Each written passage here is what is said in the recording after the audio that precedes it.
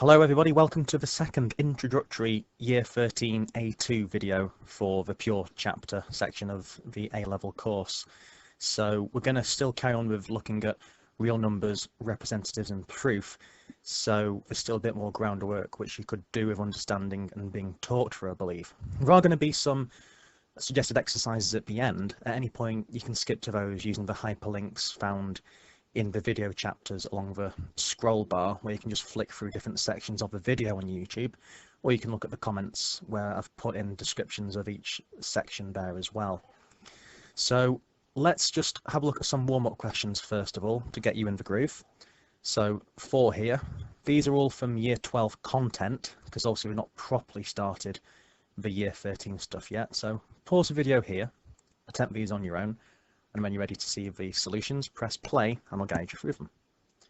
Okay, so let's have a look now at question 1.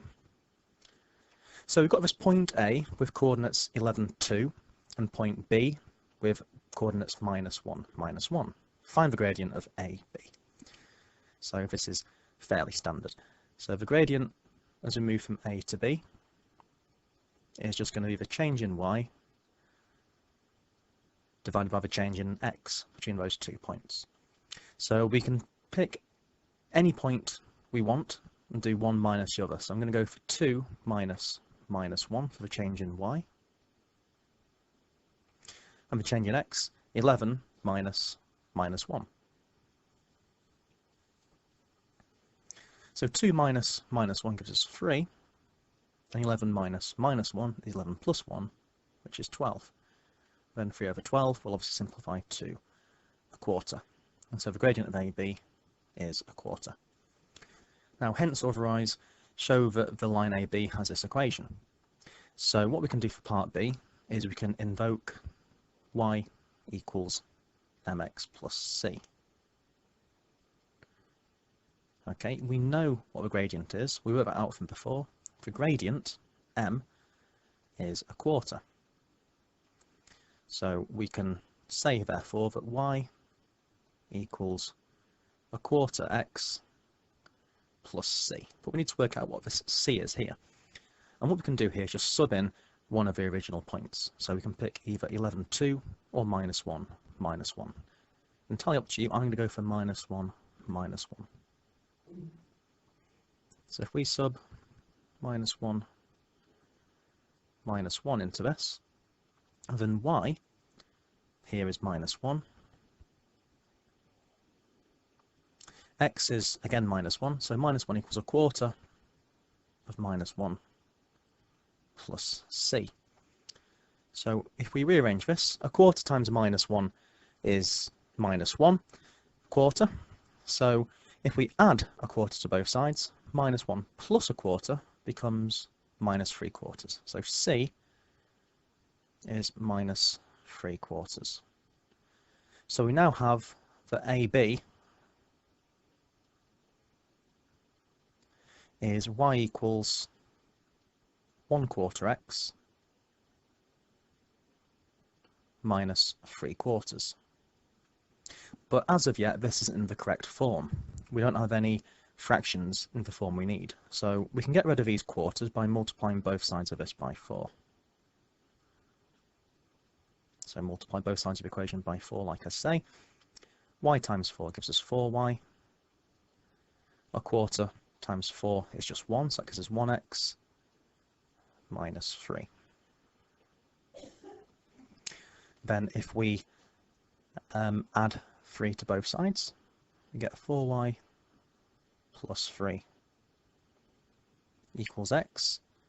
And finally, subtract 4y from both sides, we get 3 equals x minus 4y, which is almost what we need, but let's always conclude by comparing it exactly to what we want to show. So if we just switch the order of how this is written, we'll have exactly what we want. So we just say, therefore, x minus 4y is indeed equal to 3. And we're done and dusted. We can now move on to question 2 of a warm-up. So question 2. A biased die has a probability of 0.3 of landing on a 6 when rolled. This particular die is rolled 20 times, state 3 requirements for the distribution of the number of 6s obtained, big X, to be modelled as a binomial distribution. So there's actually 4 things we can say here. So we need to just write down any 3 from these 4 following requirements.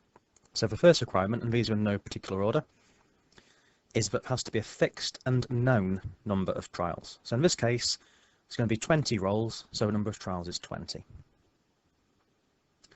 The trials have to be independent of each other, and so one roll is completely separate and independent from the other.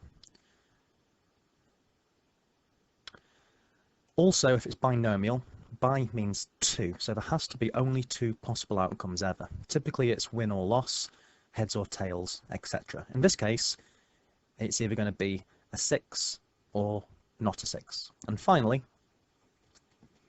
the probabilities of each outcome remain the same for all trials. So we're told it's a 0.3 chance of landing on a 6. We have to assume that that 0.3 isn't going to increase or decrease. It must be a 0.3 probability of landing on a 6 for each and every roll. So now that's established, part B, assuming these requirements are satisfied, find the probability that 7 6s are rolled. So let's start with some notation. So the number of 6s, big X, because these requirements have been met, big X is going to follow a binomial distribution, 20 trials, probability of success 0.3. So the first number here means how many trials. We're told that's 20. The second number here, 0.3, just means a probability of success, which we're told. So the probability of getting more than 7 6s is this, what we want to find out. Okay, so this is a binomial cumulative distribution question. Getting 7 or more 6s is every possibility, so it's everything. Everything in probability is 1. It's everything apart from the possibility that the number of 6s obtained are 7 or fewer. So it's 1 minus a probability that we actually get 0, 1, 2, 3, 4, 5, 6, or 7 6s. 7 or more means 8, 9, 10 and so on. It's everything apart from 7 and below. So what we need to work out here is the chance of getting 7 or fewer 6s from 20. So we can do this on a calculator. I'll show you how now. It's a cumulative binomial question because we have an inequality here, and the inequality symbol always needs to be facing this direction with the line underneath. So we press menu, go to 7, then scroll down on the calculator until we get to binomial CD, press 1, then we can press variable. So go for option 2, variable. Now x is the number of 6s we wish to calculate that value in below. We want to calculate 7 in below, so put 7 here. N stands for number of trials. We've got 20 rolls. And the probability of obtaining a 6 for any one roll is 0.3. Press equals again. We get 0.77227 and so on. So 0.77227. So we've worked out this part here, which is this. So if we do 1, subtract that value. So if I go to menu option 1 to get back into normal mode, if I press A and S and equals, you can see the previous answers stored. Okay, so now we just need to do 1 minus that answer, round it to the golden standard of 3 significant figures, and we've got it. So 0.228 will suffice.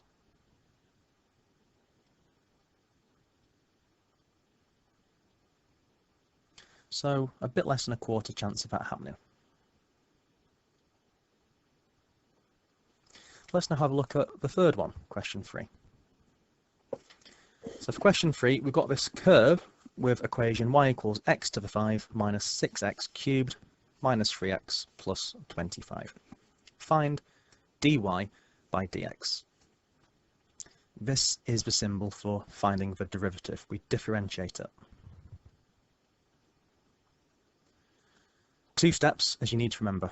We drop the power to the front, and then the original power, we subtract 1 from it. So the 5 becomes a power 4 now. This one, drop the 3 to the front and multiply it by any coefficient at the front of the x. So 3 we times by minus 6 gives us minus 18. We take 1 from the 3, make it a 2. If we differentiate something which is just so many x's, just 3x or a 5x or minus 10x, the x essentially disappears. So minus 3x just becomes minus 3, and the constant term here just vanishes altogether. And so that is the gradient function. Part B, show that the gradient of a curve at P is 5. Well, the gradient of a curve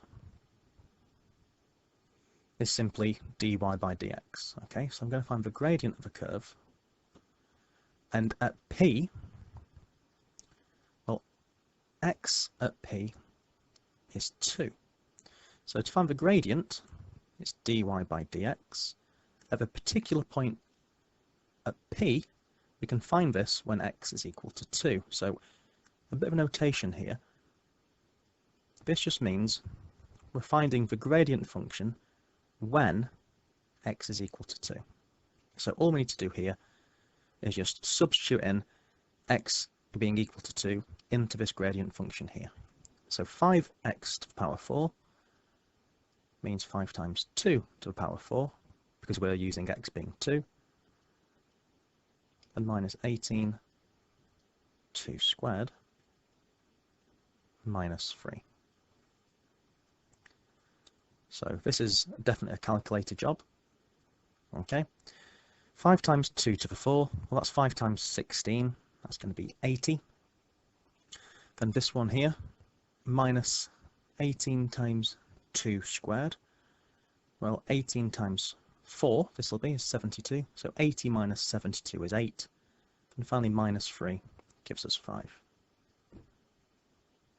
And that proves it. We've proven that the gradient of the curve at P is 5. And finally, question 4 relates to question 3. So from question 3, find the equation of the normal to the curve at P, giving your answer in the form ax plus by equals c, where a, b and c are integers to be found. So we need to remember what we had from question 3. So from 3, the gradient of the tangent at P was 5. So therefore, the gradient of a normal is a negative reciprocal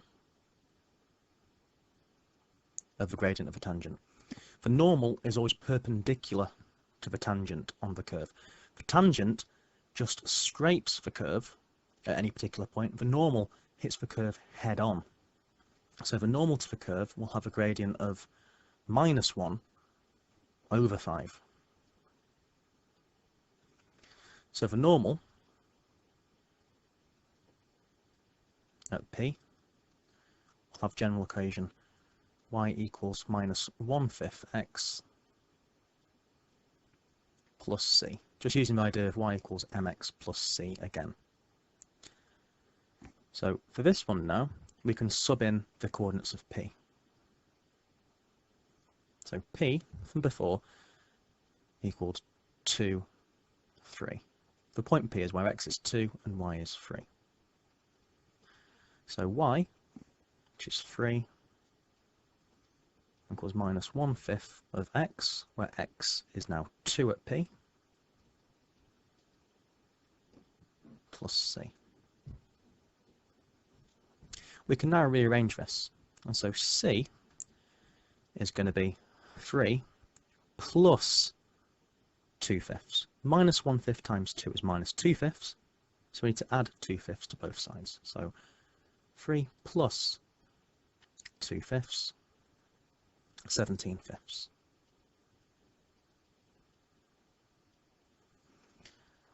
So the normal at P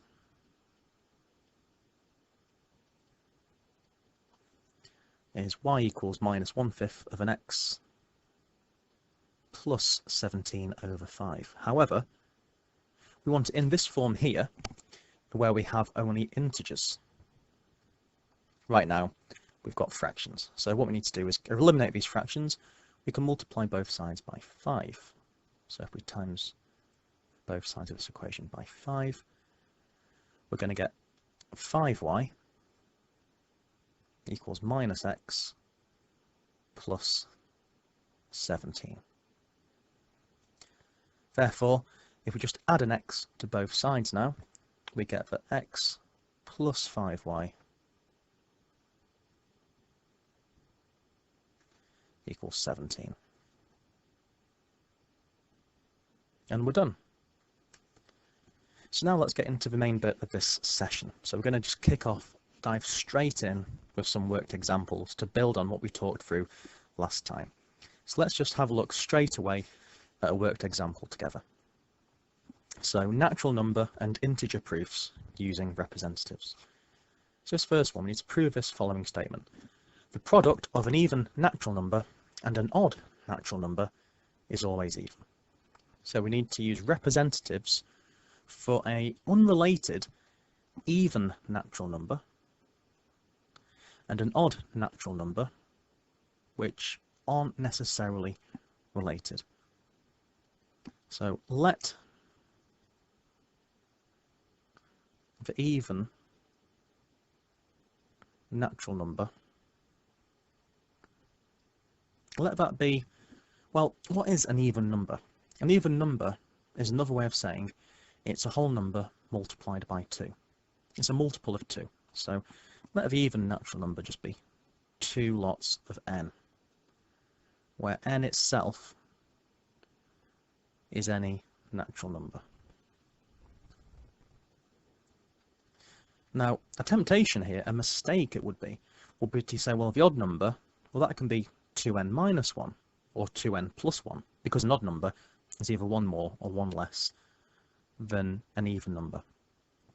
However, it doesn't say that it's a natural odd number next door to this even number. It doesn't say it's adjacent to it.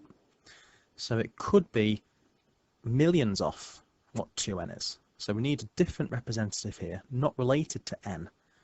So this odd natural number, let's pick a different letter in that representative. So the odd natural number, I'm going to call this 2m plus 1. Okay? Where m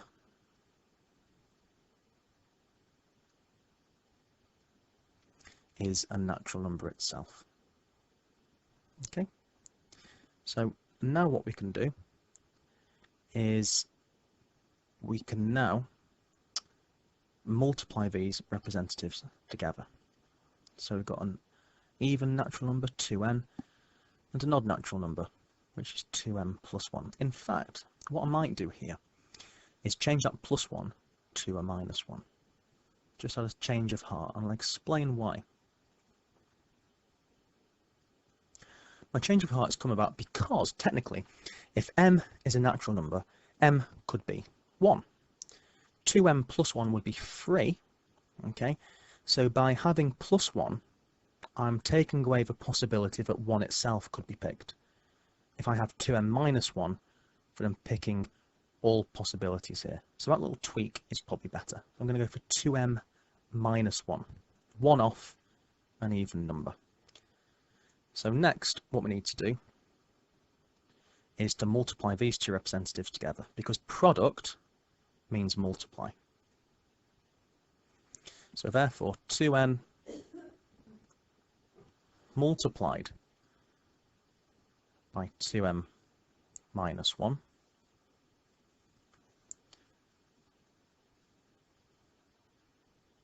is essentially this.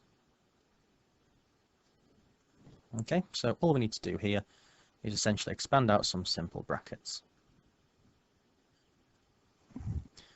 So here, 2n times 2m gives us 4 lots of n m. Oops, my mistake again, this is bad. Change that to a minus, my bad. And then 2n multiplied by minus 1 is minus 2n. Now we want to prove that it's always even. For something to be an even number, all we need to do is to show that it's a multiple of 2.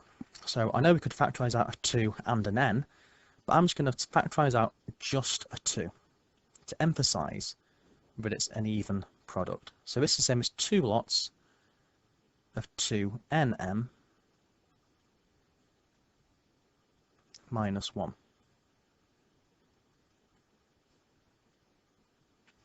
If you wish, you can conclude with a statement by saying that because this is a multiple of 2, it's therefore even.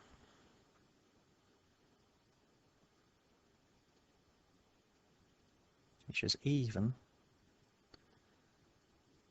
as it is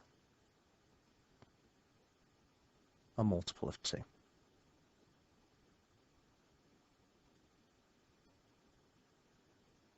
And there you have it. Worked example 2. Prove that the difference between the squares of consecutive odd numbers is always a multiple of 8. So what we can do here is spot that we're saying consecutive odd numbers, so the difference between them has to be 2. So let's set up representatives for these. So let's let the first odd number equal 2n minus 1, and the second odd number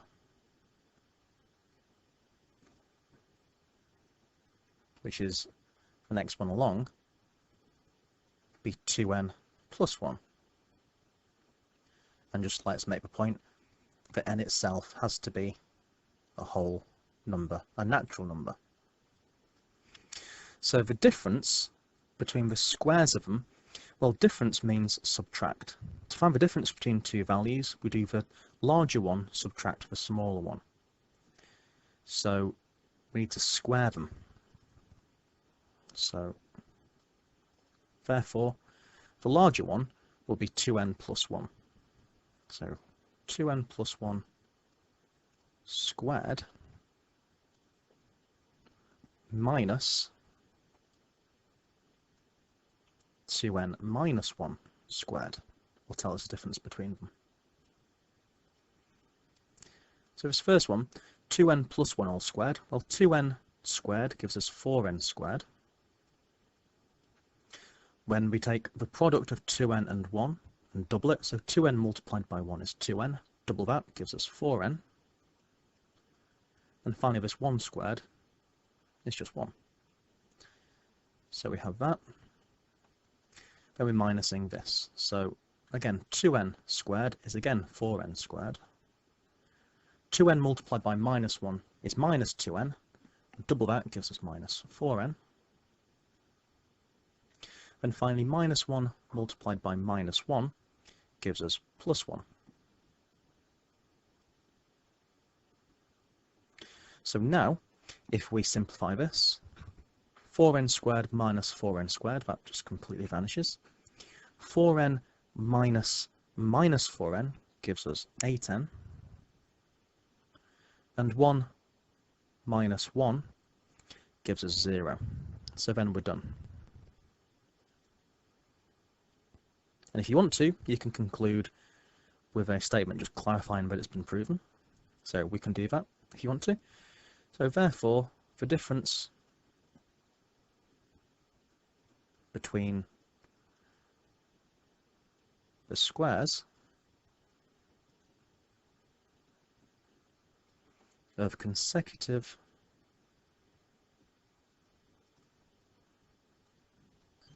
odd numbers is always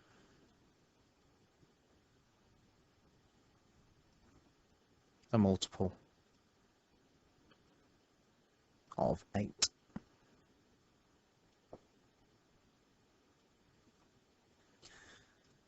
Number 3. Prove that the sum of any two rational numbers is always rational. So let's have a look at this one. This example really does use what we've learnt in the previous video here. So what is it for a number to be rational? So first of all, let the first rational number x be a over b. So a has to be any integer, and b is any integer apart from 0. Because obviously we can't be dividing by 0. So that's how we set up what a rational number actually is. Next we follow a pretty much identical process for the second rational number. So let's call the next one y. So y can be c over d, where c is any integer and d, like b, is any integer apart from 0. Then if we add these two rational numbers together, x plus y is going to be a over b plus c over d. Now, in order to add two fractions together, and this goes back to GCSE, we essentially need the denominators to be common. So what we can do for this one here is to multiply the b by d, but if we do that to the bottom, we need to do the same to the top. Likewise over here, we can multiply the d by b, yet if we do that, we need to do the same to the numerator as well. So times top and bottom by b, over here times top and bottom by d. So that's going to give us, on the top here, we're going to have AD over BD.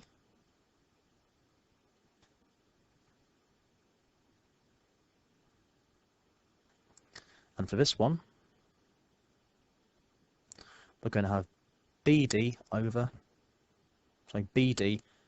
beneath BC.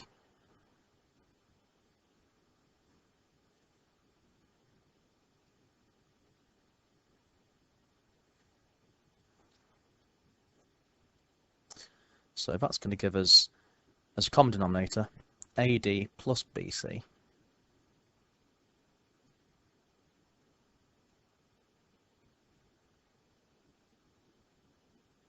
all over BD. Now, it's good to remember what we learnt from last time.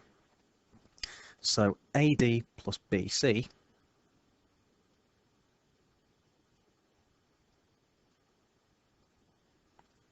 that's going to be an integer, because the integers are closed. Remember from last time what closure is? The integers are closed under multiplication and addition. An integer multiplied by an integer will generate another integer, and likewise an integer added to another integer will also generate another integer.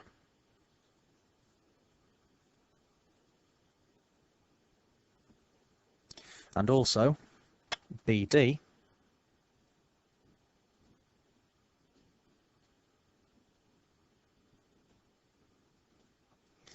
is an integer because the integers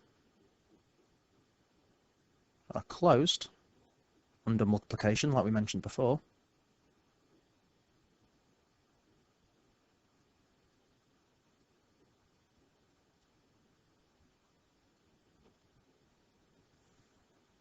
also as well, because we specify that b and d are both non-zero, we can say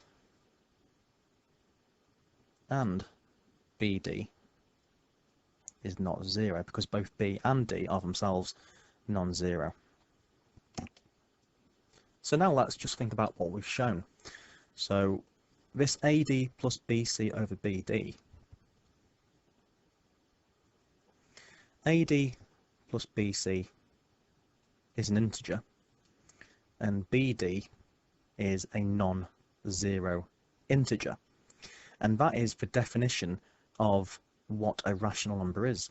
It's one integer over another non-zero integer. So therefore, AD plus BC over BD must therefore be a rational number.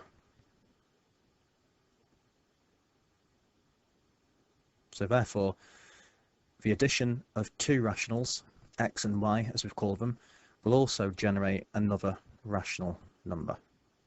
So we use the fact that integers are closed under multiplication and addition to help us in this proof, and there we have it. So when we add any two rationals together, the result will also always be a rational number. Question 4. Is it always, sometimes, or never true that the sum of two different irrational numbers is rational? Well, I think it's easy really to start with considering when it's true. So for example, if I were to take root 2, which is one irrational number, and add it to a different irrational number, say root 3, that's definitely irrational. There's no way we can write that as a exact fraction. Or we could have had root 2 plus pi, or pi plus e. So it's definitely true a lot of the time. But can it ever be false? Now this is where a bit of thinking comes into play, and this isn't necessarily that obvious.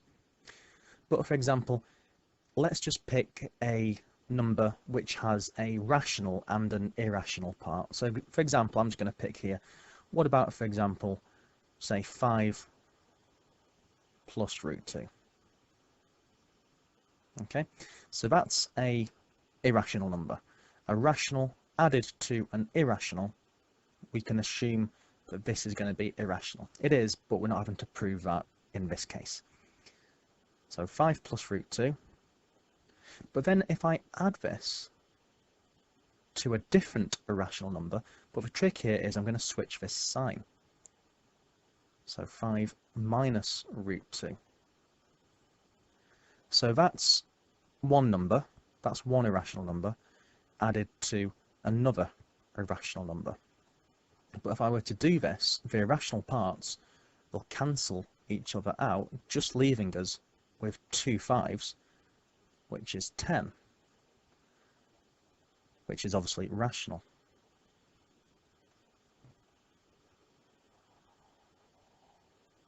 So from these two here, obviously it's sometimes true, but also it could be false.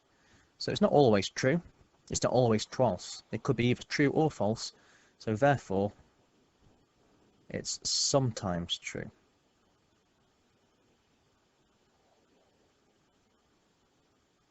Sometimes true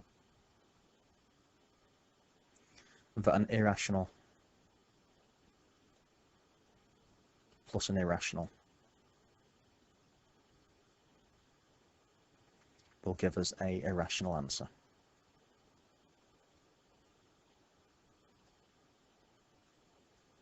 Oops. So let's now move forward and have a look at some more content. So types of statements. So types of statements in proofs are a big thing. Okay, so before we continue further constructing proofs of statements, we need to consider the types of statement that we may need to prove. There's two main ones to have a look at here. So the first one's a proposition. A proposition is a statement that is simply either true or it's false. So I've looked at some of those already. The second one is called an implication. So it's a statement that goes along the lines of if one thing, then another situation. So if it's a phrase or a statement that can be written as an if something, then something else, that's implication. The if thing implies the next thing. So let's have a look at an activity. It's a fairly simple activity, but it just needs to be done so you can really establish the difference between what a proposition is and an implication. Shouldn't take you too long. So you've got these statements in this grid here, 12 different statements, sort of into groups of propositions, which I'm going to highlight in yellow, and implications, which I'm going to highlight in green. So think if they're implications or propositions. So here as well, if you see n, it just means that n is a natural number, one of the counting numbers. So press pause here and just make sure you know the difference between a proposition and an implication. Press play when you want to be talked through if it's a proposition or implication. Righty-ho, so let's have a look now. So starting with A. A, the sum of two irrational numbers is rational. That statement is either true or it's false. So this first one is a proposition. Part B, 60 can be divided by any natural number. That can be answered with a yes or a no. That's either true or false. So that again is simply a proposition. For C though, it's an if and a then case. So if n squared is even, then n itself is also even.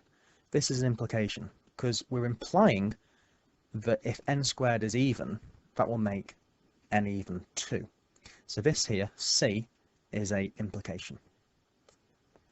D is a true, false, yes or no one. So D is a proposition again. E, again it's either yes or no, true or false. That's a proposition. Now this one here, F, might have confused you. If I subtract 2 from the cube of any natural number, the answer is never divisible by 8. We can think of rewriting this with a then in front of it. And if we do that, it becomes an if and a then. So this actually is a very thinly disguised implication. So F is implication. G, the sum of irrational and irrational is irrational. That's either going to be true or false. It's a yes or no. That's a proposition. H, we've got an if and then. That's an implication. I, proposition. J, proposition. K, proposition. And finally L, we've got an if and then case. L is a implication. So hopefully you've got all those right. If not, try and see where you may have gone wrong or what mistakes or misconceptions you might have. Ask me or your teacher to run through it with you if you're still not sure what's going on here. So moving on. Implications and equivalences. So a bit more formal logic to get your heads around, but I'll talk you through it as we go. So the statement that P implies Q can be written mathematically as P, then a double-headed forward arrow pointing to the right, pointing to Q. This means P implies that Q is true. So it means that if P is true, then Q must also be true.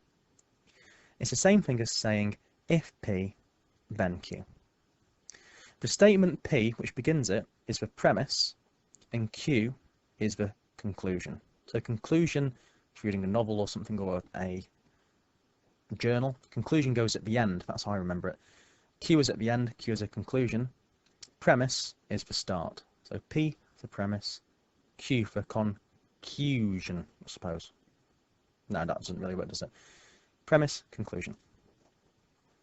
In general, though, if implication P implies Q is true, its converse, the other way around, Q implying P, is not necessarily true as well. It might be, but not necessarily. So to get your head around this, let's consider this implication here, a real life one we can relate to, not mathematical. So let's think about this implication. If Nabia lives in England, then she lives in the UK. Is that true? Does that make sense? Well, that is true. That does make sense. It's true because England is entirely within the UK. But the converse of it would be, if Nabia lives in the UK, then she lives in England. Imagine we just saw this statement here in isolation. If she lives in the UK, then she lives in England. Would that definitely have to be true? Well, no, that isn't necessarily true. If Nabia lives in the UK, she could reside not just in England, but if she lives in the UK, she could also be living in Wales, or Scotland, or Northern Ireland. So just because something's true one way, doesn't necessarily mean that its converse is true as well. So let's look at this using some mathematical terminology. So if A represents living in England and B represents living in the UK, in mathematical shorthand, we can say that A implies B, living in England implies live in the UK. However, B does not imply A. If you live in the UK, that does not imply that you live in England. You might do, or you might not. So equivalently, we could say it like this. A implying B does not imply that B implies A. In cases where two statements A and B are such that one implies the other and the converse is also true, then we can say that these statements are mathematically equivalent to each other, and they can be expressed using a similar symbol with a double-headed arrow. And that could be phrased as if and only if. So if and only if is for an equivalence, whereas an if and then is only for an implication. So this arrow is implication, the double-headed arrow is an equivalence. So an example of an equivalence. Let A be the statement that x is divisible by 6, and B is a statement that x is divisible by both 2 and 3. We could correctly say that A is true if and only if B is true, because for a number to be divisible by 6, it has to be divisible by both 2 and 3. Hence A is equivalent to B. If I tell you that a number is divisible by both 2 and by 3, it's one and the same thing as me saying it can be divided by 6. If I say it's divisible by 6, it's the same as saying it can be divided by both 2 and 3. So equivalents work in that way. So I've got an activity now for you to try to think about if something is merely an implication or if two statements are equivalent. So the table below, put in the symbol for implication, this arrow, or equivalence for double-headed arrow in these boxes below. In the if A then B section, or the A if and only if B section, this final column heading here, you need to write A and B in terms of an implication or an equivalence. So this one's been done for you. Okay, so let's look at this first case. So statement A, x equals 6. Statement B, x squared equals 36. If x is 6, x squared is 36. So A implies B. However, does B imply A? Well, if x squared is 36, does x have to be 6? If x squared is 36, x might be 6, or it might be minus 6 as well. So in this box, if it's an if and then case, you need to explain, like I've done here in brackets, why it's an implication only and not an equivalence by giving an example of why B does not imply A. So here in brackets is the example of why this statement B does not imply A.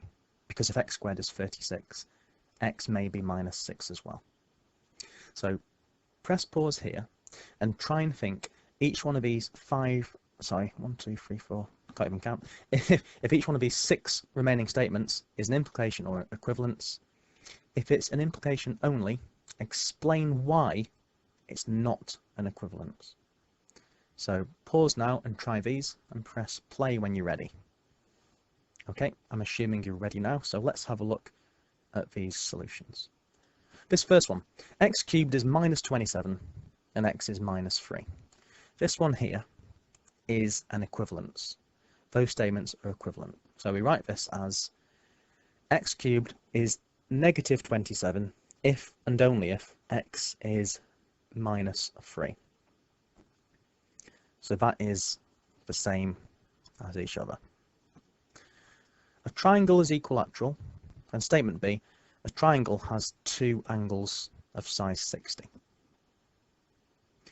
That is an equivalence as well. If a triangle is equilateral, it means that each angle is 60 degrees. So if a triangle is equilateral, that definitely means 2 of them have to be 60 degrees. However, this statement here, if 2 angles are 60, that adds up to 120, that means the other third angle must be 60 degrees as well, because angles in a triangle have to add up to 60. So saying this is a disguised way of saying it's equilateral. So again, it's an if and only if. A triangle is equilateral if and only if it has two angles of size 60 degrees.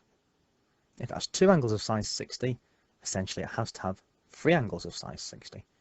So it's a bit slipperily worded, this one, but they are equivalent. This next one. This is the general form of a quadratic. So ax squared plus bx plus c is greater than 0 for all x. That means this quadratic is never equal to 0. And here, you need to remember this is the discriminant. We're saying the discriminant is negative. This is actually an implication only. If the discriminant's negative, it means it has no roots. However, it would have no roots as well if the quadratic was always less than 0. So if it's never equal to 0, it could be because it's always greater here, or it might be because it's always smaller than 0. So this is what I've put here. So it's only an if and then. And in brackets, if discriminant's less than 0, it might be the case that ax squared plus bx plus c is actually less than 0 for all x. The next one. A triangle's sides a, b and c satisfy a squared plus b squared equals c squared. The triangle's sides satisfy Pythagoras. Statement B, the triangle is right-angled. This is an equivalence. So Pythagoras works for right-angled triangles, but if you have a right-angled triangle, it will also have to subscribe to Pythagoras' relation. So a triangle's sides satisfy a squared plus b squared equals c squared if and only if the triangle itself is right-angled. That's an equivalence. If you've got a triangle which has a squared plus b squared equals c squared, it has to be right-angled. And in fact, the Egyptians used this to test for squareness. So they didn't even measure triangles only. They would have a rope knotted with 12 knots, 3 plus 4 plus 5, and put the rope on corners to test if those corners were squared or not. Interesting little fact. Well, maybe not interesting if you don't care. Anyway, there you have it. The next one. This is a bit of a trick question. Statement A, n is a prime number. Statement B, n is a natural number, only divisible by 1 and n. That's an implication. A implies B. B does not imply A. If n is a prime number, then n is a natural number, only divisible by 1 and n. The converse isn't true, because 1 isn't prime. Think of a number 1. 1 is natural, and 1 is only divisible by 1 and itself 1. But 1 isn't a prime number, so B doesn't imply A. The counterexample here is the number 1 itself. And finally, if L lives in Denmark, she lives in Europe, yeah, A does imply B, but if she lives in Europe, that doesn't mean to say she necessarily lives in Denmark. If she lives in Europe, she could live in France, Spain, Italy, UK, you name it. So this isn't equivalent. It's A implying B. So like I said here, it's something along the lines of, this is what you need to put down. If Ella lives in Denmark, then she lives in Europe. However, if she lives in Europe, she could also live in any other European country, not just Denmark. So let's move on. Let's think about types of proof, which we've seen before from year 12. The easiest one we saw in year 12, in my opinion and most opinions of teachers, is proof by exhaustion. So let's illustrate a proof by exhaustion using a variation on one of the examples we've seen before. So let's consider the proposition 60 can be divided by any natural number n, such that n is between 1 and 6 inclusive. So let's try this now. So let's just try n going from 1 to 6. So when n is equal to 1, when n equals 1, 60 over 1 is 60, that works. when n is 2, 60 over 2 is 30. That's definitely divisible. 60 is divisible by 2 because we have a whole number answer. When n is 3, 60 over 3 is 20. It's boring, it's exhausting, but we'll get there. When n is 4, 60 divided by 4 is 15. So that's right. N is 5. 60 divided by 5 is 12. So 60 is divisible by 5. And finally, when n is 6, 60 divided by 6 is 10. So it's also divisible by 6. And so all of this proves that for when n is between 1 and 6, all of this here, we always have a whole number answer. So that's proven the point. So therefore conclude by saying we've proved it. Therefore 60 can be divided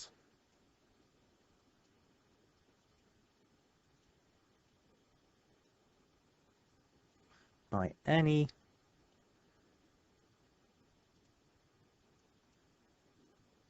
natural number n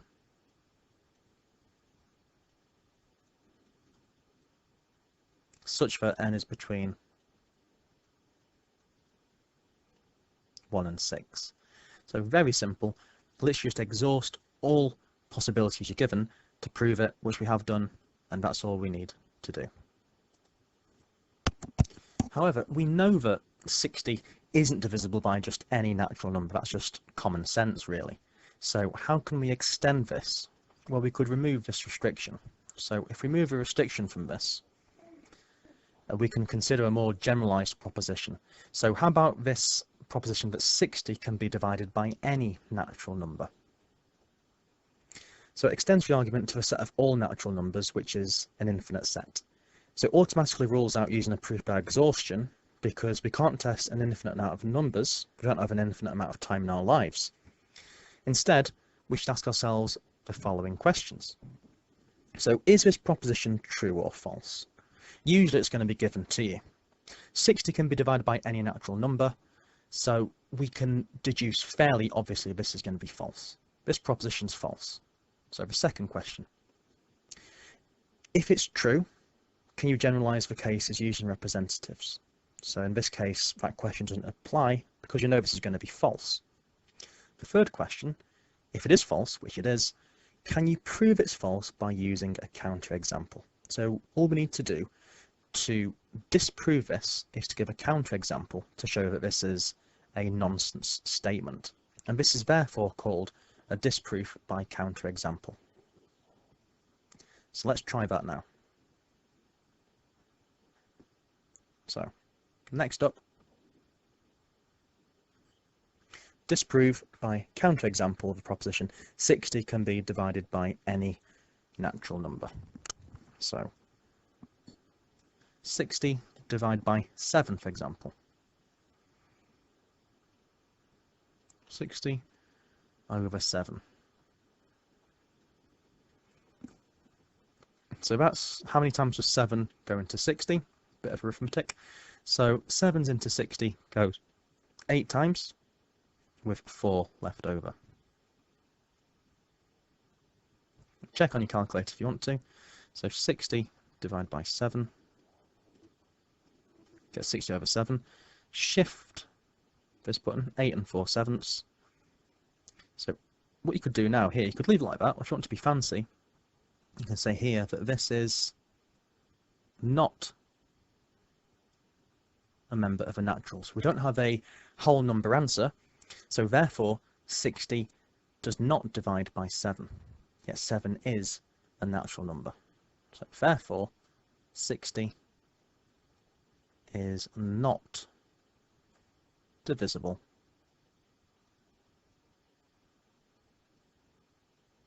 by any natural number. Because it's failed the case for when n is 7. It'd fail an infinite many more as well, but we just need just one counterexample to prove that it doesn't always work. Next up, proving implications. So proving an implication, if A, then B, usually involves starting with A and using a suitable representative and then manipulating this to show that B follows as a consequence of A. So let's have a look at an example now. So this one here, for n being an integer, if n is odd, then n squared is also odd. So we need a representative for an odd number. So let the odd number n equal 2k, an even number, but one different. So 2k minus 1, where k is a natural number. So then n squared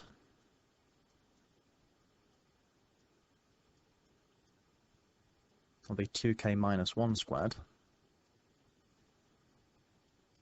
2k squared is 4k squared. 2k times minus 1 is minus 2k. Double it gives us minus 4k. And finally, minus 1 times minus 1 is going to give us plus 1. So we need to prove that n squared is odd. To prove that something's odd, we need to prove it's one more or one less than an even number. So I'm going to factorize out a 2 here. So 2 lots of 2k squared minus 2k plus 1. So this part of a number, that's even, because it's a multiple of 2.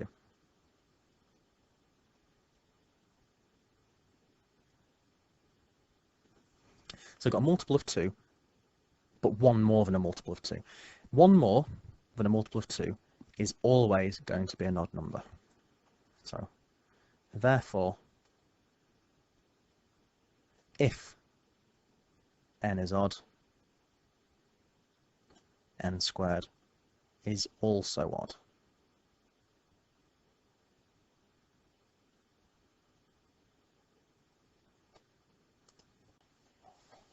Worked example 4. Prove the following statement that if x is rational, then x squared is also rational. So let's represent x appropriately. So let x equal a over b, where a is any integer, and of course b can be any integer apart from 0, because we can't be dividing by 0 now, can we?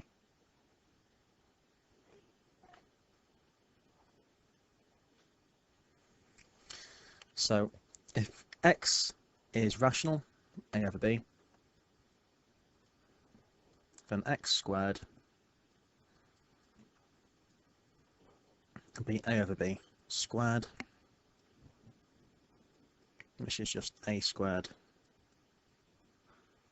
over b squared. So a squared will be an integer, because integers are closed under multiplication. If you're squaring something, you're just multiplying it by itself. So it's closed under multiplication.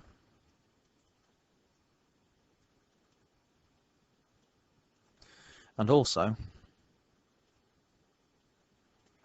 that's going to be an integer not equal to 0,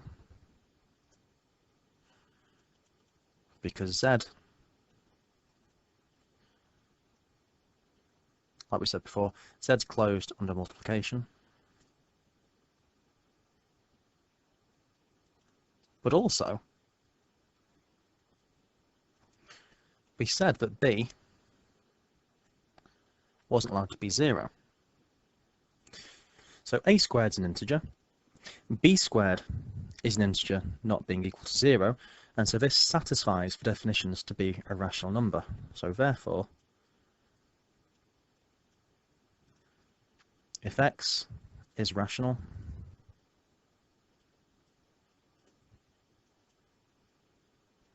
then x squared is also a rational number.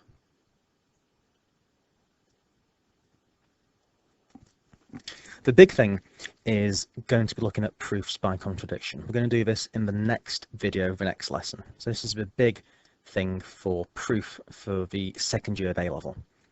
So to get used to this and the idea of proof by contradiction, this is just going to lay on the groundwork for you. So let's talk through this now. So on occasion, when something must be proven, a direct proof of a required result might be impossible. In these cases, we may examine if a suitable disproof by counterexample can be crafted. If this too is impossible, we may be able to use a powerful method of proof known as proof by contradiction, which is what we're going to talk about now. So the general method for proof by contradiction is as follows. So we take the statement that's to be proven and we write its negation. If you're thinking, what the hell is a negation? Don't worry, I'm going to explain what a negation is and how to form a negation. But first of all, take the statement that's to be proven and write its negation. At this point, by the way, I'm not expecting you to know what a negation is. We'll talk you through that together in terms of how to form it, what it means, and how they're going to be used.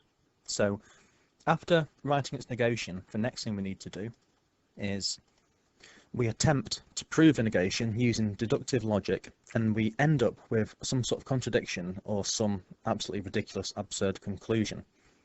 Based off that, the third thing is to realise that based on the above contradiction or ridiculous result, realise that the only logical explanation is that a negation from step 1 we were trying to prove mustn't be true itself. Therefore, if a negation isn't true, the original statement must have been true instead. So, forming negations. So, a negation of a statement is a counter statement that, if it were to be true, it would demonstrate the original statement is false. And with negations, the general idea is to go with a minimum possible requirement that would disprove a statement. So let me explain this. So consider the statement, all children like ice cream. How would you disprove that? How would you prove that to be wrong? Well, it'd be wrong if no children at all liked ice cream, or if 2 children didn't. But the minimum requirement to prove that wrong would simply be just to find 1 child to not like ice cream. So therefore, the negation of all children like ice cream is there is at least 1 child that does not like ice cream. Not loads of children, not 3 or 4, just need 1 to prove this statement to be false. So the negation structures for 4 key statement types are going to be summarized in the next table. And this is your activity. So I'm going to explain it before I set you off with it. So I'm going to show you this table in a moment. So under this table, which is to be revealed, we're going to populate the table with the statements at the very bottom of the page. I'm going to put them up here in a moment. For each statement, write a suitable negation underneath. The first 2 rows are going to be examples. So I just said there's going to be 4 statement types and 4 negations to be formed. So let's have a look at these. So the most obvious statement type is something which just says it is the case that something is true. So it could be like it's the case that there's a finite number of prime numbers, or it's the case that an odd multiplied by an odd gives you an odd. The negation form is just simply to say it's not the case that that's true. This statement and negation form is the easiest. So a statement could be the number's odd. The negation is just to say the absolute obvious. The number is even. The next type, a bit harder, is this type. So for all x, where x could be numbers or events or people, whatever, x is a set of something. If x satisfies one case, then it's satisfied the other case. This is an implication. So saying if x satisfies one thing, then it therefore has to satisfy the other. So a negation could be of this, that there's an x that satisfies case A but does not satisfy case B. The third type of statement is that for all x's, x satisfies case A and case B. A negation of this, what would prove that wrong, would be to find an x that doesn't satisfy either case A or case B. So if a statement's saying it satisfies one thing and another, we just need to find an example of an x that either satisfies not one or doesn't satisfy the other. The final type, for all x's, either x satisfies case A or x satisfies case B. To prove this wrong, we need to find an x that satisfies neither. So the negation of that one would be there exists an x such that x neither satisfies A nor B. Now right now this probably seems quite abstract, hard to get your head around. So I've got some examples here to make them a bit more tangible. So let's have a look at some example statements. So let's have an example of this first type of statement. So it is the case that root 2 is irrational, say. We can just say this simply as root 2 is irrational. Simple statement. To negate that, we just say the exact opposite. Root 2 is irrational. The negation of that is just to say that root 2 is rational. Let's have a look at an example statement for the second type. For all natural numbers n, if n squared is even, then n is even. The negation of that one would be there exists some natural number n such that n squared is even, but n is not even. In other words, n is odd. An example statement of this third type. In my town, everyone is rich and happy. To disprove this, the negation would be to find someone in my town that is either not rich or is not happy. So the negation of this one would be there exists one person in my town who is either not rich or is not happy. Finally, this statement type 4, an example of this one, will be for any natural numbers x, either x is even or x is odd. To disprove that, the negation of that would be to find just one natural number x such that x is neither odd nor even. So hopefully this makes a bit more sense, but to make sure it sticks in your mind properly, you need to do these on your own. So I've got 3 different statements, and you need to write your own 3 negations of each one. So here they are on the right hand side now. So the A statements need to go in the rows on statement A. So you need to put these 4 in the correct columns. Statement B, go here, and statement C's go here. And then underneath each one of these statements, you need to write down the negation of it.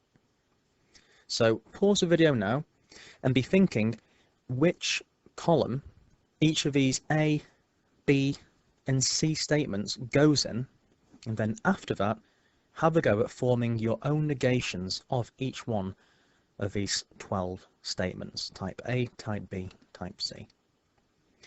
So freeze the video now and have a go at that one, and then press play when you're ready to see how this table should be populated. Okay, so let's have a look now. I'm assuming you've paused the video and now are playing it to see the solutions. Let's have a look to see how this table should be filled in. So these yellow columns. So the yellow ones are just the very simple statements where it's just a proposition. So it's just true or false. So statement A, the prime numbers are infinite. For statement B, there is no largest even integer. And for statement C, for these types here, the simple proposition type one is that there is no smallest rational number greater than 0. So how would we negate all of these statements? The prime numbers are infinite. To negate that, we just say that the prime numbers are not infinite. In other words, we'd say that the prime numbers are finite. So an example negation of this one would be to say that there are a finite number of prime numbers. This one here, how would we negate that there is no largest even integer? Well, the negation of this one would be to say that there is a largest even integer. So a sample negation for this one is as follows. There does exist a largest even integer. Statement C down here, there's no smallest rational number greater than 0. The negation of this would be to say that actually there is some smallest rational number that's greater than 0. So a sample negation is this. There is a smallest positive rational number. The second statement type, the implications, where it's an if and then scenario. So the A-type one is this one here. If n squared is a multiple of 3, then n is a multiple of 3. Statement B, the if and then, is if n cubed is negative, then n is negative 2. And type C is this one. If a triangle is right-angled, the other angles are acute. So this first one here, how would we negate this? Well, if n squared is a multiple of 3, then n is a multiple of 3. The negation of this would be to say that there exists an n such that n squared is a multiple of 3, but that n itself is not a multiple of 3. Something like this. There exists a number n such that n squared is a multiple of 3, but n is not. How to negate this one here? If n cubed is negative, n is negative. Well, we could say there exists a number n such that n cubed is negative, but n itself is positive. And to negate this one here, statement C, if a triangle is right-angled, the other angles are acute. To prove that to be wrong, we could say there exists a triangle that is right-angled, but that one of the other angles at least is not acute. In other words, one of the other angles at least is obtuse, something like this. A triangle can be right-angled with at least one other angle that is obtuse. This third statement type, for all elements of a particular set, if one element of that set satisfies case A and case B. So it's one statement where it says something is both this thing and another thing. So the first one, statement A, is about these mammals. All mammals have the property of having teeth and being warm-blooded. For statement B, it's about this multiple of 6. It's saying any multiple of 6 has the two properties of being divisible by 2 and also being divisible by 3. The C-type statement is about the plants. It's saying that all plants get energy via both respiration and photosynthesis. So if we have a look here how to negate this, we say that for each one of these things, in this case a mammal, in this case multiple of 6, this thing here plants, there exists one of these things which doesn't satisfy either one thing or the other.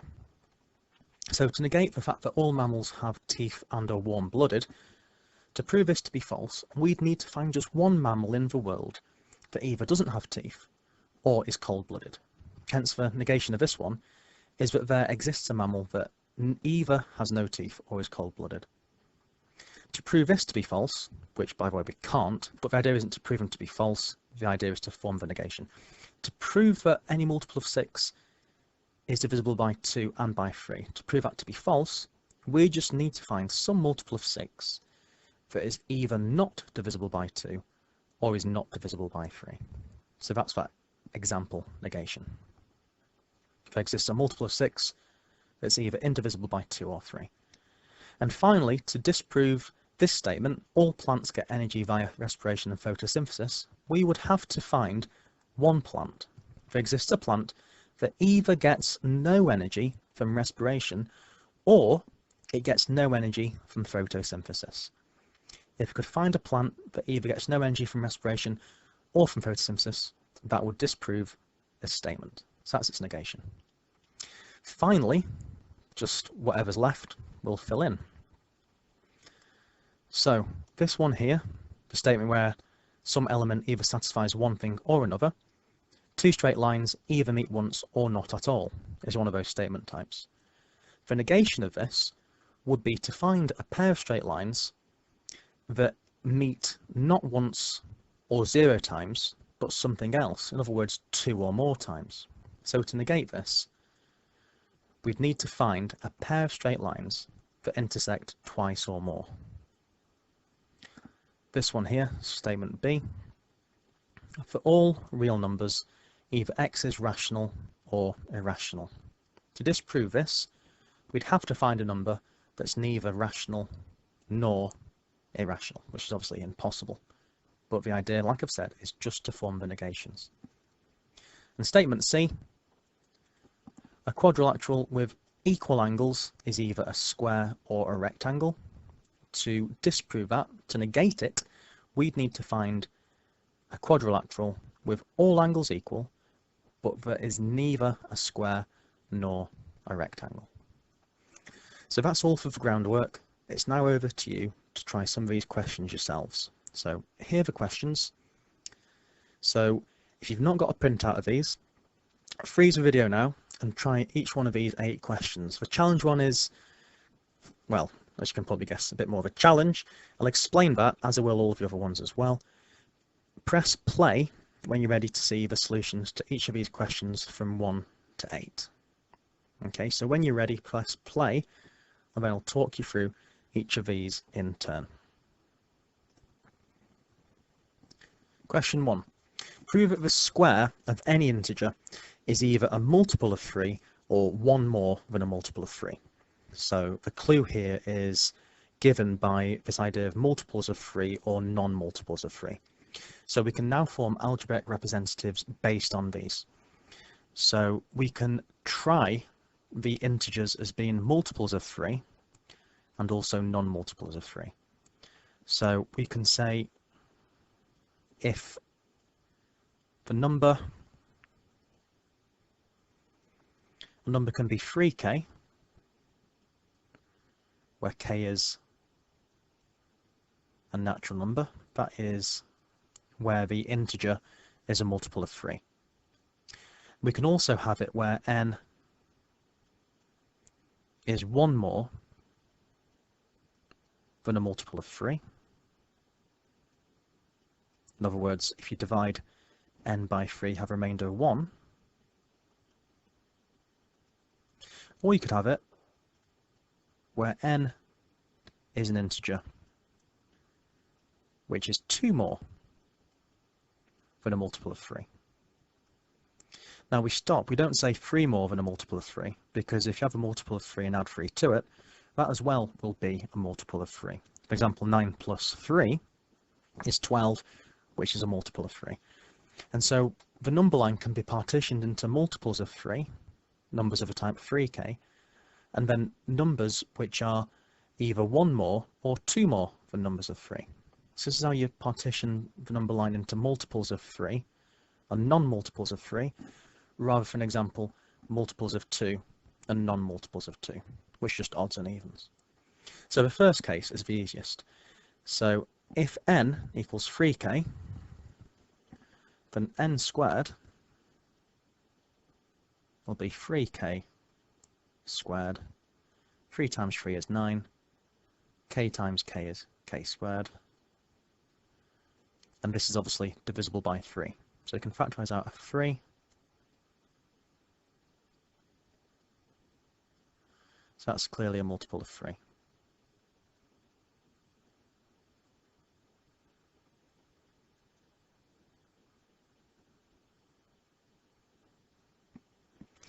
If it's 1 more than a multiple of 3, then n squared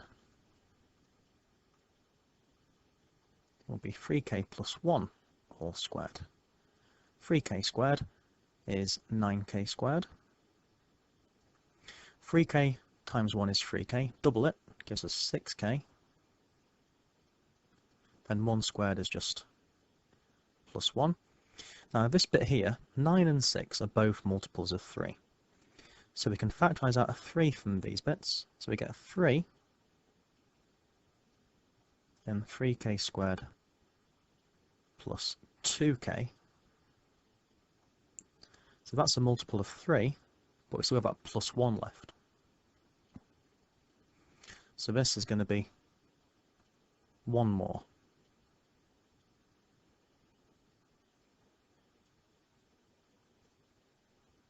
Than a multiple of 3.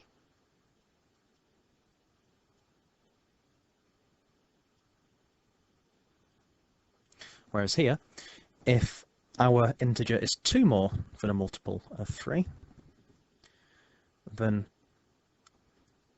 the number squared will be 3k plus 2 all squared. 3k squared is 9k squared. 3k times 2 is 6k, double that gives us 12k. And then 2 squared is 4. But now the trick I'm going to do is to factorise out 3 from all of these things. So if I factorise out 3, 9k squared is 3 times 3k squared. 12k is 3 times 4k. And 4, I'm going to think of 4 as 3 plus 1. So 3 times 1 gives us a 3, but because we need 4, I'm going to have this 3 plus 1 on the outside. So again we can say this is a multiple of 3 plus 1. So that again is 1 more than a multiple of 3.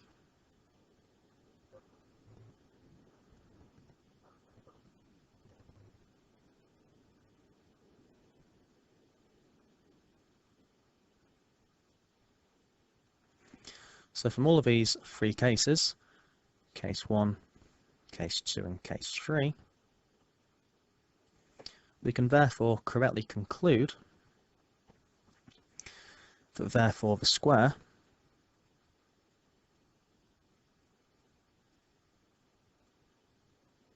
of any integer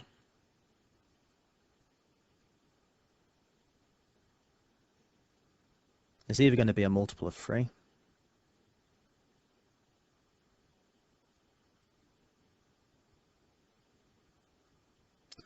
or it's going to be 1 more than a multiple of 3.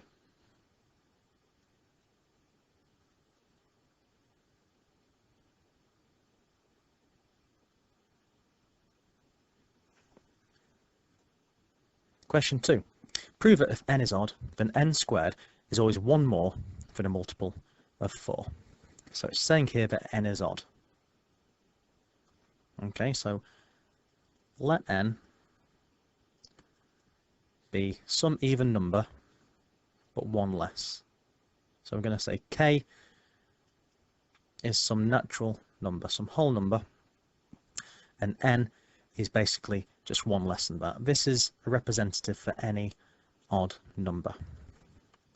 Then therefore, n squared will be 2k minus 1 all squared. If we square out this, 2k all squared is 4k squared. 2k times minus 1 is minus 2k. Double that gives us minus 4k. Then minus 1 squared is plus 1. Our target is to prove that it's 1 more than a multiple of 4. So we can factorise out from this a 4. So that gives us k squared minus k. So this here is a multiple of 4.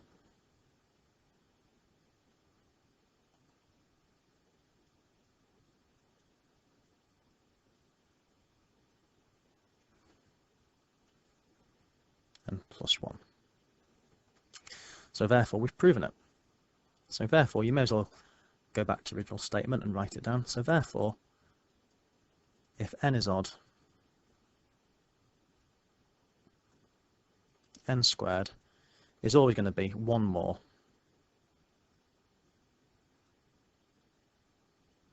than a multiple of 4.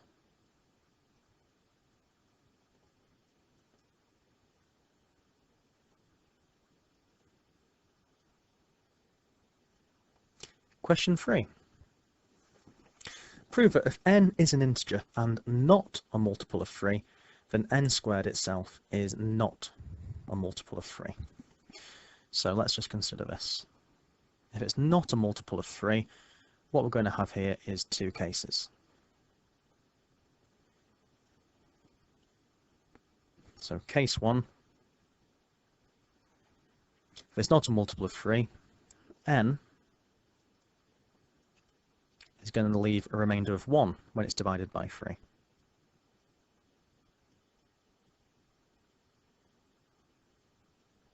The second case, if something is not a multiple of 3, would be that it leaves a remainder of 2 when divided by 3. So case 2 is that n equals 3k plus 2. Again, where k is some natural number. So let's just think about these and do these cases separately. Okay, so for case 1, n squared for case 1,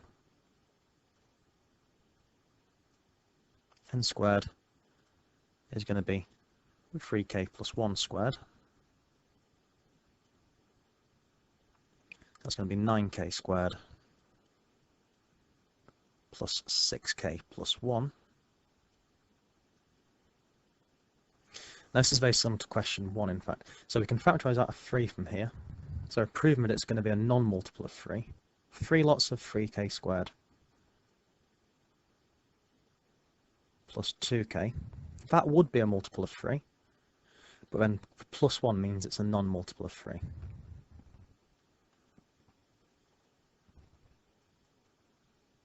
So that's one more than a multiple of 3.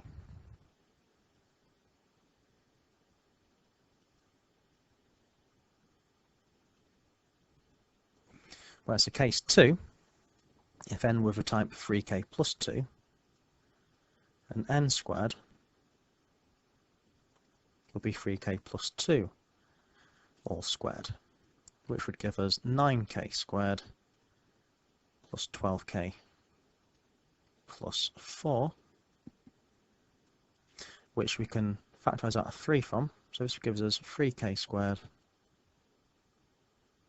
This gives us 4k. And like before, we can just say this is 3 times 1, 3 plus 1. So if I partition the 4 into a 3 and an extra 1, this shows that this is 1 more than a multiple of 3. So it's basically a rewording really of question 1.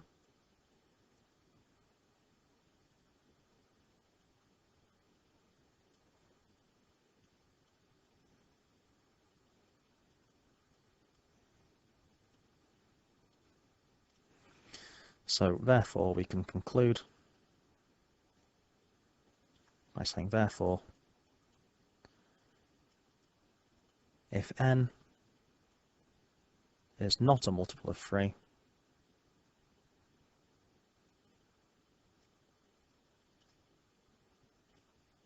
n squared will not be a multiple of 3 either.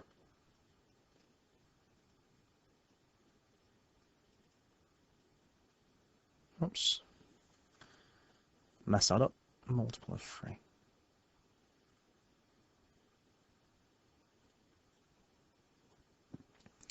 Question 4. Prove that if n is a natural number and n is 2 or greater, then n cubed minus n is divisible by 6. So, n cubed minus n, what can we do here? Well, I'm hoping you can see that we can factorise this. So we can factorise out an n, and we get n squared minus 1. This is the difference of 2 squares. N squared minus 1 we can factorise into n plus 1, n minus 1. So what I might do here to make it clearer is to rewrite this in numerical order. N minus 1 is the smallest, then n plus 1. So one number bigger, one number bigger again. This is 3 consecutive numbers. Okay, so we've proven that n cubed minus n can be written as a product of 3 consecutive numbers. So let's write that down. Therefore, n cubed minus n is a product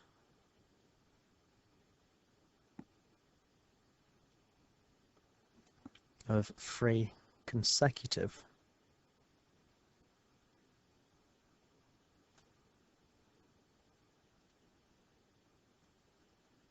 natural numbers. So it might not be clear to you yet what relevance this has, but let's just write down any 3 consecutive numbers. So let's go 7, 8, 9. Maybe you could try, I don't know, 8, 9, 10. Maybe try 9, 10, 11 as well.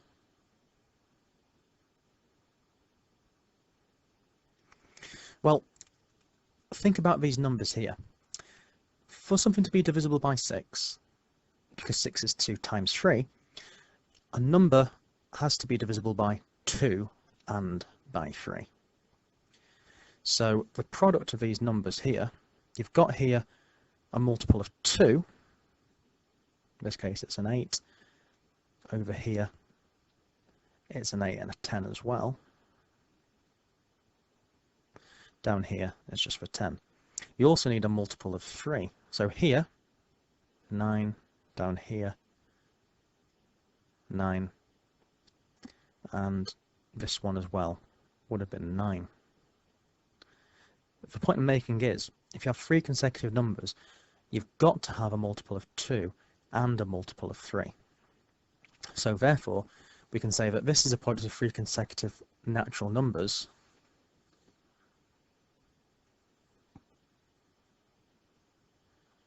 so therefore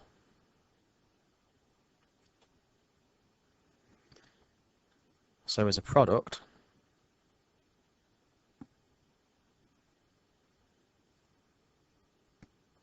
of a multiple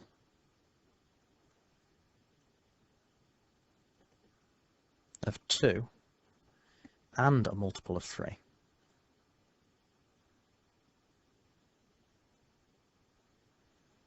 Now if you factorise out a 2 and a 3 from something, you've got yourself a factor of 6. So therefore, n cubed minus n must be divisible by 6. If you want a bit more explanation, it's because 2 times 3 gives you 6. So you're always going to have a factor of 6 embedded into that. Factor of 2, so a multiple of 2 times a multiple of 3, you can factorise out a 6 from there. A 2 and a 3 and another 2, you can factorise out a 6. Multiple of 3, multiple of 2, again you can factorise out a 6. Question 5. Prove by exhaustion that n squared plus n plus 11 is prime for all integers between 1 and 5. So let's do part A first. So what I'm going to do here, I'm going to do a table. Okay, so in my table, I'm going to do n. Oops, I think I'll have a solid line. So I can have n.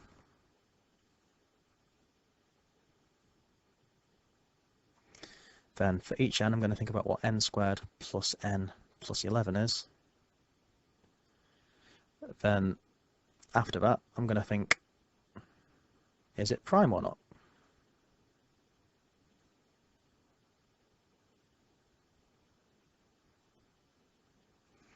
So first of all, for part A, I've got 5 different cases, for n being 1, 2, 3, 4, 5. So 1, 2, 3,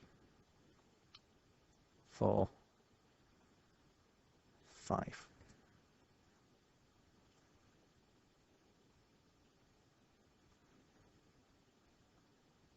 So when n is 1, n squared plus n plus 11 is 1 squared plus 1 plus 11.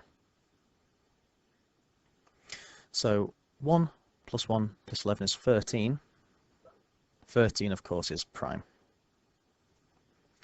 When n is 2, that's going to be 2 squared plus 2 plus 11. 2 squared is 4. 4 plus 2 is 6. 6 plus 11 is 17. Again, that's prime. When n is 3, 3 squared plus 3 plus 11. 9 plus 3 plus 11. 9 plus 3 is 12. 12 plus 11 is 23. 23 is also prime. When n is 4, 4 squared plus 4 plus 11. That's 16. Plus 4 is 20. 20 plus 11 is 31. 31 again is prime. And finally, when n is 5, 5 squared plus 5 plus 11. 25, 30, 41. 41 again is prime. So therefore we've proven it's prime for all n in between 1 and 5. So therefore n squared plus n plus 11 is prime for all integers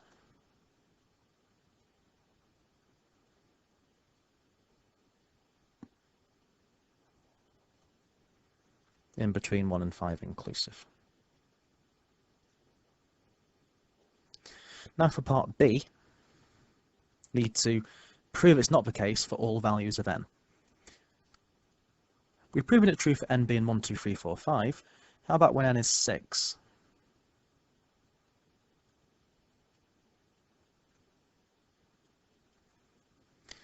We can have 6 squared plus 6 plus 11. 6 squared is 36. 36 plus 6 is 42. 42 plus 11 is 53.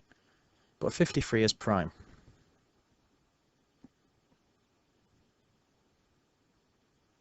Then keep going.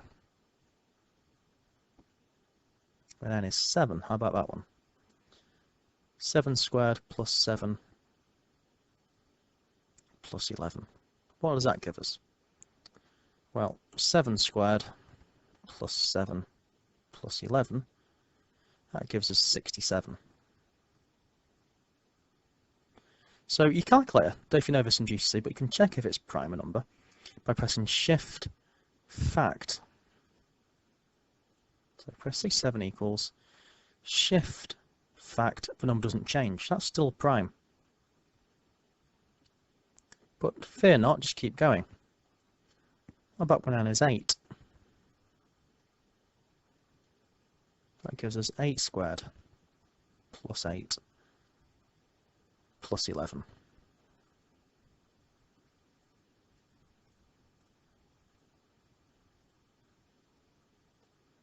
That gives us 83. Is 83 prime?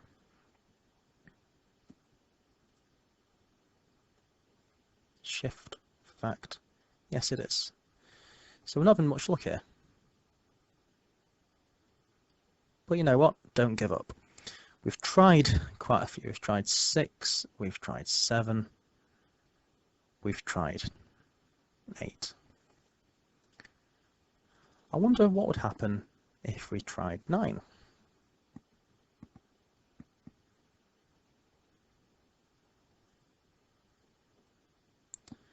Nine squared plus 9 plus 11. Well, that should give us 101.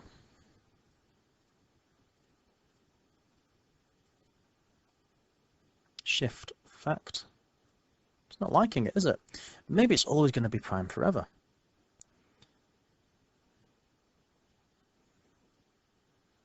By the way, when you're doing this in an exam, you don't need to write down every single one you failed. You just need to write down one which shows that it's not true. To find a disproof via counterexample, just write down one. I'm just doing this to just illustrate the process, okay? However, if you try n is 10, that's going to be the golden one. So when n is 10,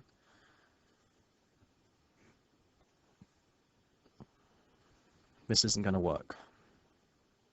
We're going to find a number that isn't prime.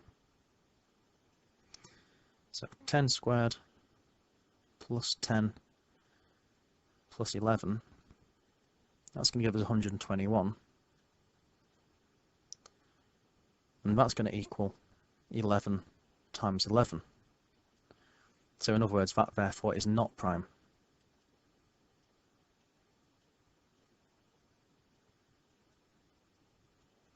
So therefore, n squared plus n plus 11 is not prime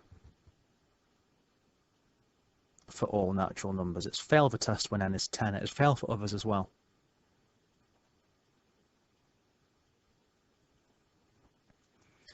So just to be perfectly clear, I'm not saying that in the exam you need to write down all of this what I have done. I'm just showing here mentally what's going on. I've tried 6, 7, 8, 9, 10 and being systematic.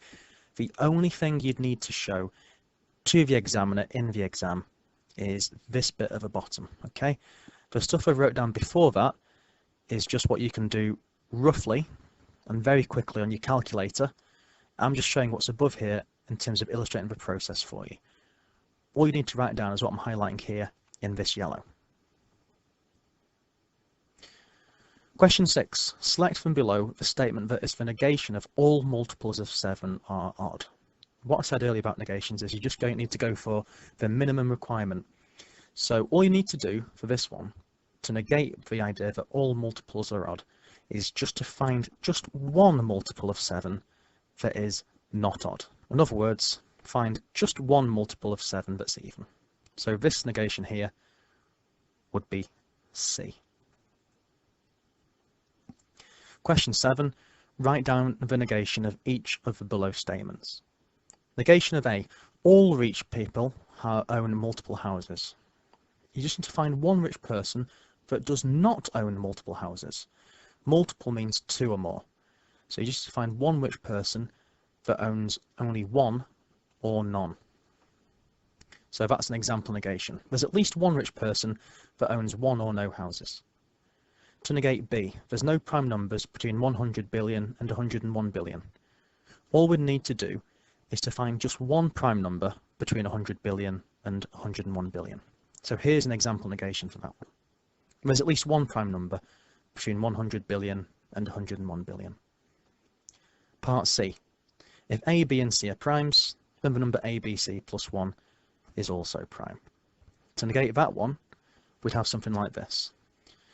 We have to find a set of numbers A, B and C, where A, B and C are all prime, but the number A, B, C plus 1 is not prime. And the final one, D, to negate the statement that none of the above 3 statements are true, all we need to show is that at least one of them is actually true. So negation for D would be to say that at least one of the above statements is true. Finally, question 8, the challenge question.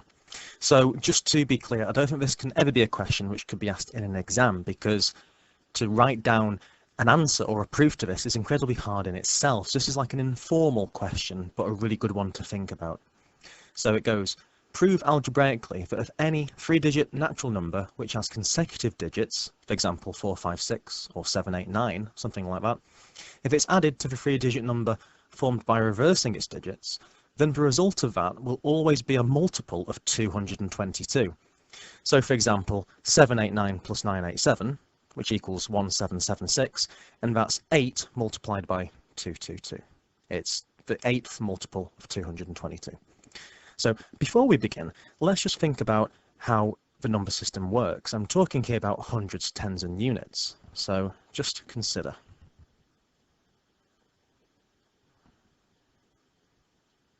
So if I just pick any 3-digit number with consecutive digits, if I go for 1, 2, 3. So 123,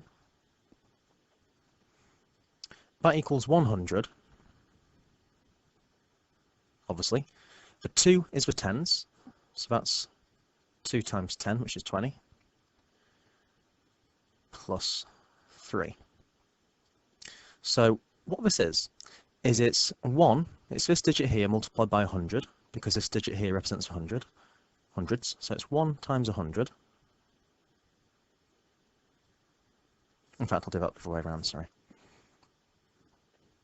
So like I'm saying, it's 100, so I'm going to put 100 times 1. Then we've got 2 tens, so it's 10 times 2. Then the 3 is just for units, so we can just leave it as 3. So for 1, the first digit here is 100, so multiply it by 100. The second digit, in this case for 2, times by 10. And the third digit for 3, we can just leave as its own. So just have that to consider, because this will help us make sense of a general informal looking proof, which is a proof nonetheless, despite the fact it looks not how you'd normally see an A-level proof written. So what I'm going to say here is to let the digits of the 3-digit pardon me, number be A, then A plus 1, and then A plus 2, where here A is a natural number. Now this A obviously can't be 8, because if it were 8, that'd be 8, 9, 10, which would be a 4-digit number. So the biggest A can be is actually 7. So A can be anywhere between 1 and 7. In other words, A can't be 8 and 9. So A is a natural number, and also A is between 1 and 7 inclusive. So the first number is going to be going to look like A plus 1, A plus 2, and this here, going back to what I've wrote here, it's going to be 100 multiplied by the A,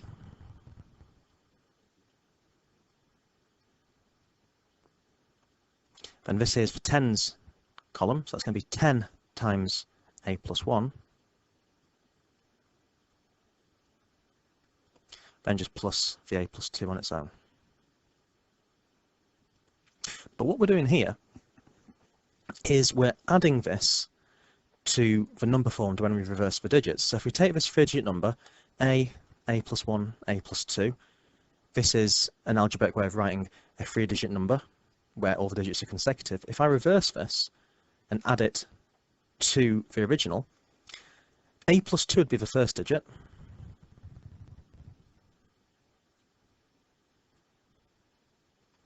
then A plus 1 would still be in the middle,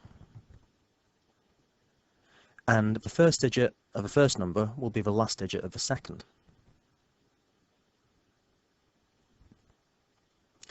And so this one is this in hundreds, tens and units form, whereas this one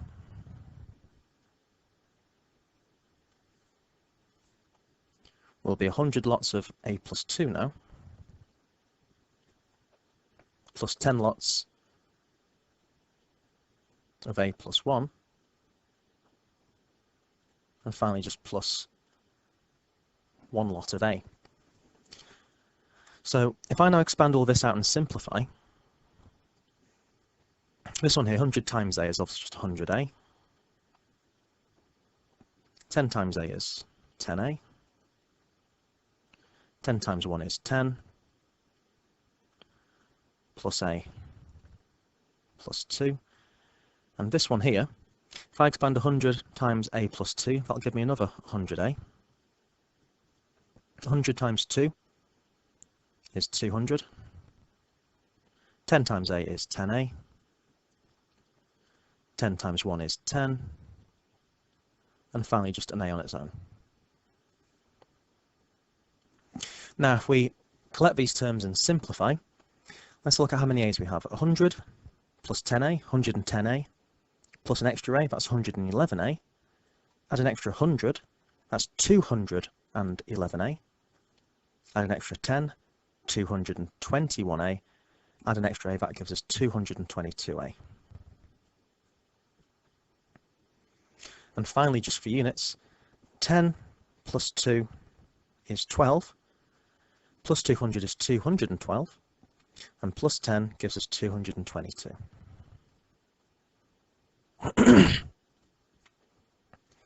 And this obviously has a common factor of 222, and we can factorise out for 222, so I have a plus 1 in the brackets.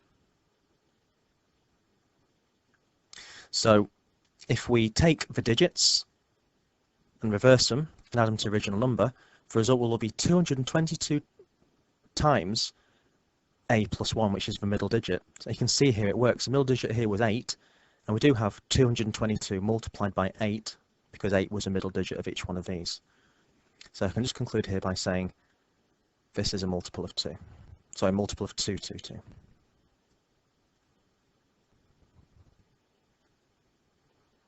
So an informal looking proof, but a proof all the same, because obviously I say it's informal looking because this here, brackets mean multiply, whereas here I'm saying these squared brackets are just what the number looks like. So this is an informal way of writing a number algebraically.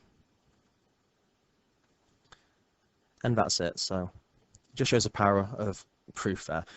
Doesn't really matter if that one were to be asked again or not. It's just a good way of getting you thinking, I believe. So anyway, hope you found that useful. The videos ran on for longer than I imagined, but anyhow, questions 1 to 7 are the main meat of that. If you can do questions 1 to 7, you're very much good to go for the next part. Thank you very much for listening, and do consider subscribing, and be in touch soon for the next video. So once again, bye for now.